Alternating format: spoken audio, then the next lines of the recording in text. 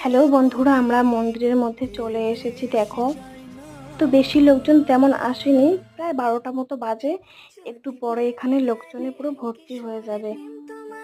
তো এই যে ওরা মন্দিরে উঠছিল, ওদের ভিডিও আমি করে দিয়েছিলাম, বাট আমাকে বললাম একটু ভিডিও করে দিতে, ওরা আর করে দেয়নি। তাই কি করবো, বাধ্য হয়ে ওদেরটাই আপলোড করে দিলাম।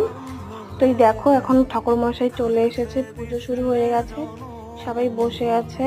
আরো অনেক লোক ছিল সাইডে, ওগুলো আর অতটা তোলা হয়নি। এই যেখানে মোমবাতি জ্বালিয়েছিলাম আমরা, তো এখানে ধূপকাঠিও ধরিয়েছিলাম। তো পুজো প্রায় আমাদের কমপ্লিট হয়ে গেছে, মাঝে আর কোনো ভিডিও ক্লিপ নিতে পারিনি। তো এখন আমরা বাড়িতে চলে যাব।